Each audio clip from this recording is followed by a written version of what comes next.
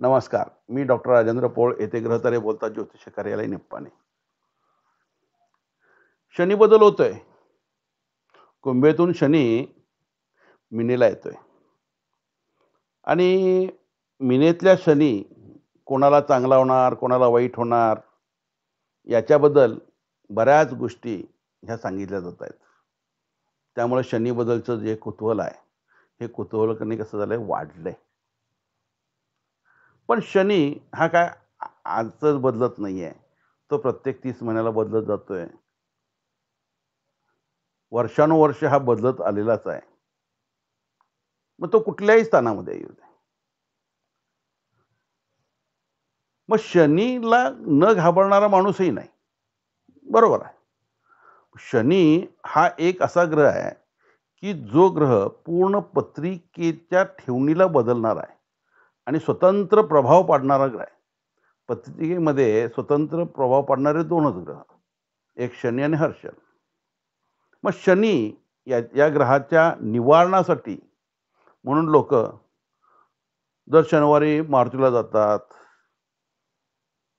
काही शनिवार करतात, काही हनुमान चालीसा म्हणतात.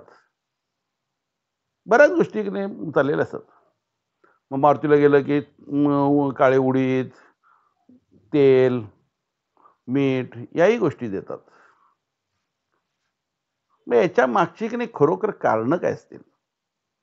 आणि ह्या कारणांचा मागणं काय गांभीर्य काय असेल?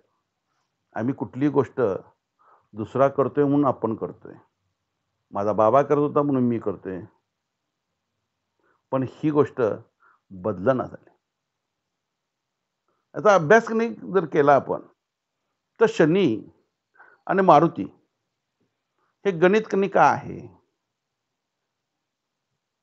आम्ही शनीसाठी मारुतीला जातोय अगदी करेक्ट आहे. शनिवारी जातोय हेच चुकीचं आहे. तेल, मीठ, उडीद देतोय हे बरोबर आहे. मग हे बरोबर काय?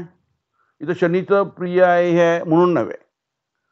पूर्वीच्या काळामध्ये किंवा आजच्या काळामध्ये त्या देवळामध्ये दिवा लावण्यासाठी तेल पाहिजे, मीठ पाहिजे, म्हणजे उडीद पाहिजेत. हे कोणासाठी पाहिजेत? त्या ठिकाणी काम करणाऱ्या माणसासाठी पाहिजे.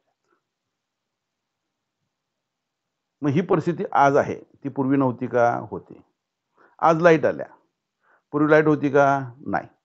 मग त्यावेळेला दिवा लावण्यासाठी तेल हे महत्वाचं.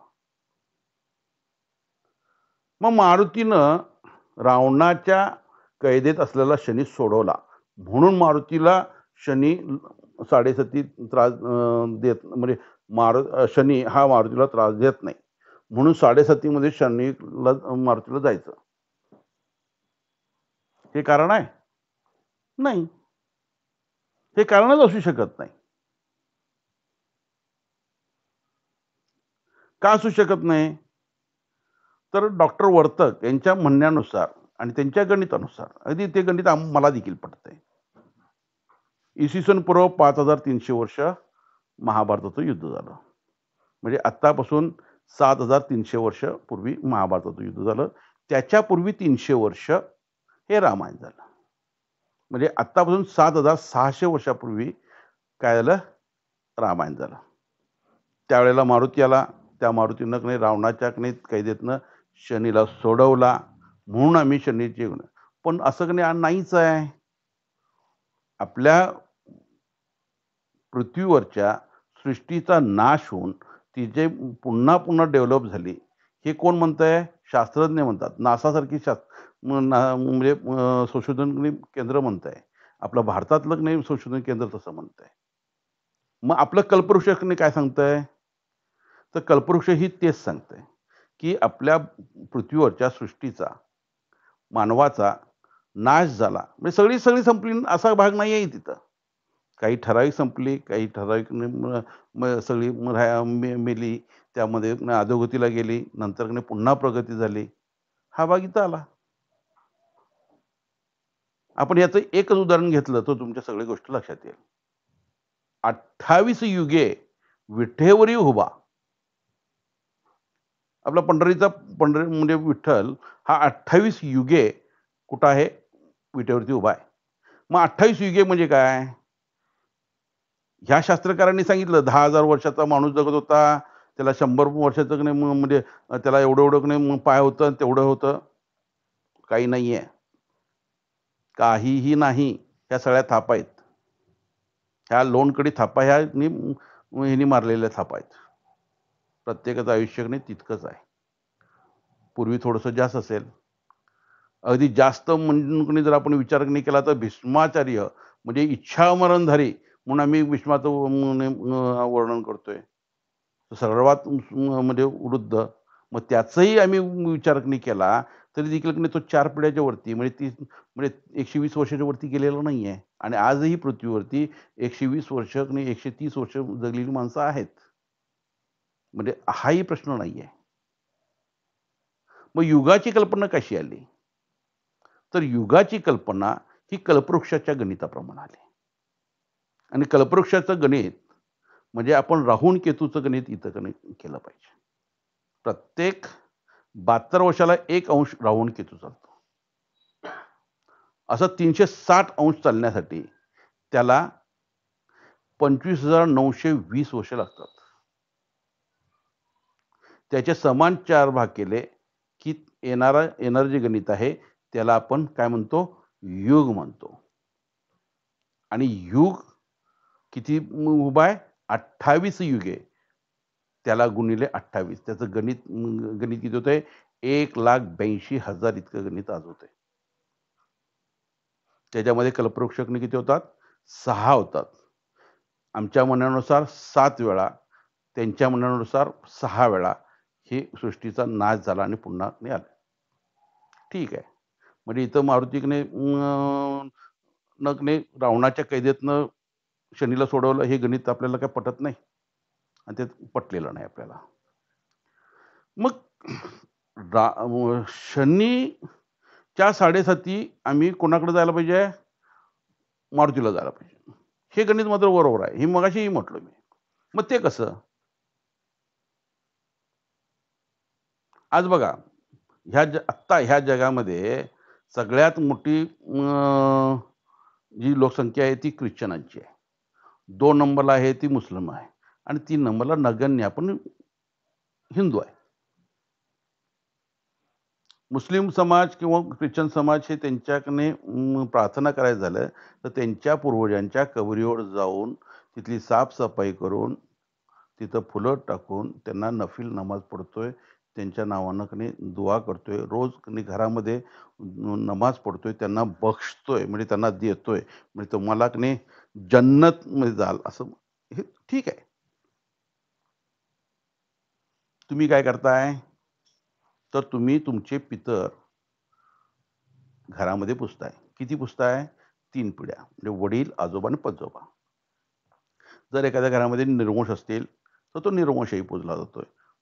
ब्रह्मचर्य असेल तर तोही पूजला जातोय. आम्हाला मारुतीला जायला सांगितलं आणि मारुतीला जाऊन तिथं मारुतीची हनुमान चालीसा म्हणायला सांगितलेलं नाहीये. ही पहिली गोष्ट. किंवा मारुतीलाही नमस्कार करायला सांगितलेलं नाहीये. तिथं गेल्यानंतर मारुतीला नमस्कार ऑटोमॅटिक होणार आहे. पण तिथं नमस्कार करायला मात्र वेगळ्याच कारणानं सांगितलेलं आहे. आणि तो कोणाला सांगितलाय? तर त्या मारुतीच्या देवळाच्या मागच्या बाजूला असलेल्या आमच्या पितरांना नमस्कार करायला सांगितलेला आहे. आमचे पितर कुठं आहेत? मारुतीचं स्थान कुठं असतंय? स्मशानच्या बाहेर. म्हणजे आमच्या स्मशानचा वॉचमन कोण आहे? मारुती आहे. आज आमचा मारुती गावात आलाय. का गावात आला? त्याची कारणं अनेक आहेत. त्याच्या अवतीभोवती घरं झाली. तोही भाग आपण सोडून देऊया. नंतर त्याचे भोग त्यांनी भोगतात. असा विषय आला. पण मारुती हा स्मशानचा वॉचमन आहे आणि त्या वॉचमनला जाऊन भेटायचा आहे आणि तुम्ही तुमच्या पितरांची स्मरण करायचं आहे. कोणाचं करायचं आहे? त्या ठिकाणी जाऊन. कारण तुम्ही आज स्मशानमध्ये जात नाहीये. स्मशानमध्ये जायला तुम्हाला सांगितलेलं नाहीये. कारण हिंदू मनुष्य 10व्याचे दशमीचे कार्यक्रम झाल्यानंतर स्मशानात जात नाही. म्हणजे आम्ही मारुतीच्या देवळात बसून आम्ही काय करायचं आहे, आमच्या पितरांचं स्मरण करायचं आहे. म्हणजे वडील, आजोबा, पणजोबा, खापर पणजोबा जे कोण असतील आपले पूर्वज, त्यांचं ज्ञात अज्ञात हे पूर्वजांचं आपण स्मरण करायचं आहे. पण आम्ही तिथं जातोय, त्या मारुतीच्या मंदिरातला की नाही ह्याचा टिळावी लावतोय. हनुमान चालीसा मोठमोठ्यानं म्हणून तिथे येतोय. पण त्या पितरांचं नाव एकदा तरी घेतोय? बिलकुल घेत नाही. आणि शनी आम्हाला काय सांगतोय? शनी आम्हाला घराण्यातली कर्म सांगतोय. तुम्हाला घरामधला की नाही, घराण्यामध्ये जे दोष आहेत, ती सांगतोय. न्यायदाता आहे तो, कर्मदाता आहे तो. तो न्याय करतोय. मग न्याय देखील कोणाचा करतोय? न्याय तो दुसऱ्याचा करत नाही. न्याय त्या तुमचा शनी तुमचाच न्याय करतोय. म्हणजे ज्या जातकाच्या पत्रिकेमधला असलेला शनी हा त्या जातकाच्याच न्याय करतोय. हे खरं गणित आहे.